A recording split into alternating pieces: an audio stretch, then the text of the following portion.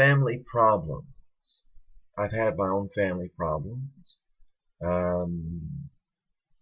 Used to argue with my dad, and I would even argue about not arguing. I'm not arguing with you, or I'm not contradicting you, or I don't mean to say anything bad about you. The answer to family problems is love. And that love comes from Jesus Christ, and He is the sole dispenser of that love. And not many people are truly interested in Jesus Christ when it comes to actually practicing love. And I've seen it on YouTube. People don't practice love. They practice hate. And people even say, I love haters or I hate haters. And, that's a way to end up with a wife or a husband that hates you. If you hate on people, you'll end up with family problems. Also, if you love this world, you'll end up with family problems. You'll either work all the time. It's good to work. The Bible says to work. But you'll either work all the time, or you'll spend the money you have foolishly. If you love this world, you either love money or you love things money can buy. The core has to be Jesus Christ. The core has to be the family. There is a radio program called Focus on the Family. I used to listen to it.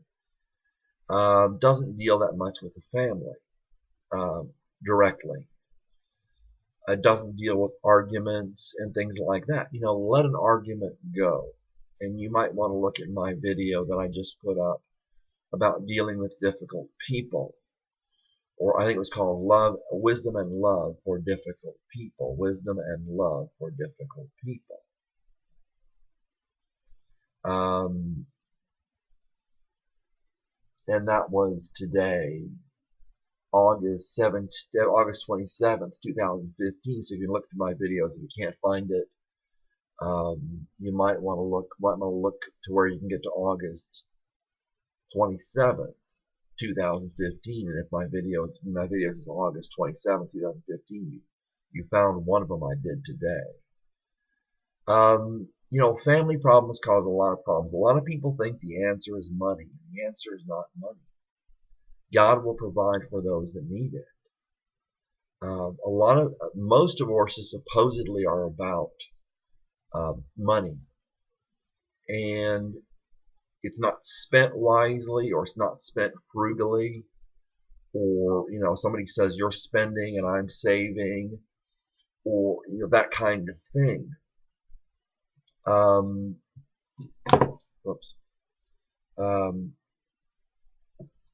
You've got to have love in the family and love for people, and the answer is Jesus Christ.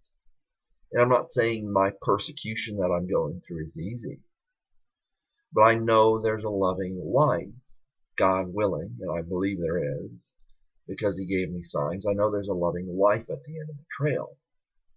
And money is not an issue if you have love. If you have love, then somebody will work, and somebody will help out, and it's much better than having money, because God will give you what you need. Jesus said, seek first His kingdom and His righteousness, and all these things will be added to you. And people that have a lot of money often don't spend it, so then what's the point of having the money? It can be a game about just making money. And I think it's great to make money. I think it's great to be in business. But the business first is the family, and you start with yourself. How do I stop arguments? How do I find a good spouse? How do I find a good wife or a good husband? It starts with Jesus. Like people attract. People that are spiritually like attract. If you look for a worldly person, you'll find a person that is in materialism. One way or the other. If you want a person that's about the family, you have to be about the family. Um, that's the first place to look. Am I building with solid building blocks? And Jesus said in Matthew 7, you know, he that hears my words and does them is I will show you what he is like. He is like a man who built a house and dug deep and founded his house upon the rock.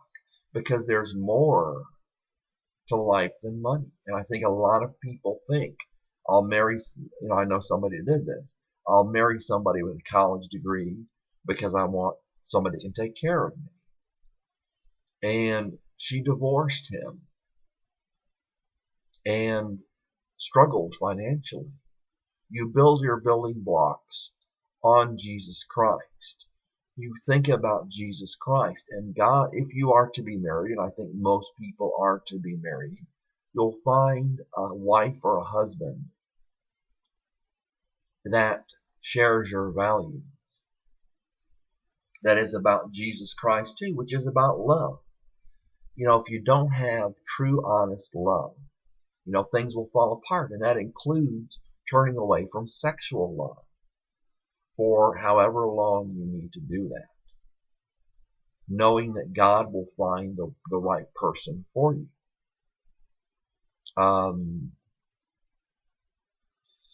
And turning away from money, and turning not that you don't need it, but turning away from the desire for money.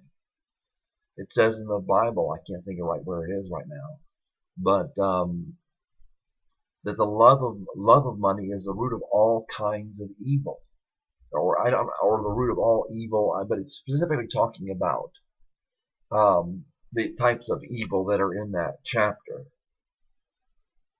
I think it is James 5. The family has to come first,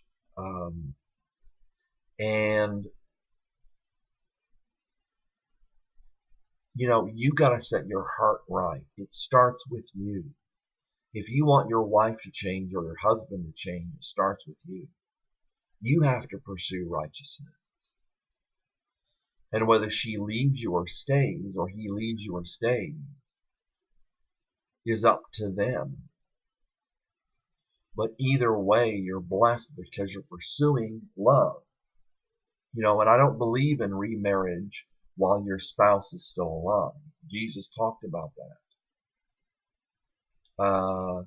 If you divorce, you're either to be reconciled with your wife or to remain unmarried, according to Paul. I think that was 1 Corinthians or 2 Corinthians. I don't know. Seek first his kingdom and his righteousness.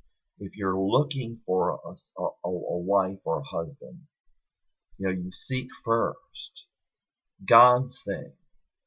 You get what you want eventually. But a lot of times it's like Christmas.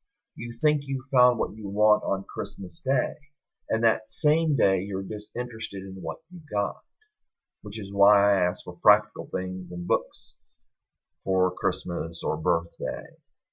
I ask for things that are practical typically, because I know I won't be happy. I won't be with whatever I might look at and think that's a great thing. It's pretty temporary. And it's the same thing with wives and husbands. You get a good one, you get a Christian one, and you raise up your children, spanking them and in fear and admonition of God. All right.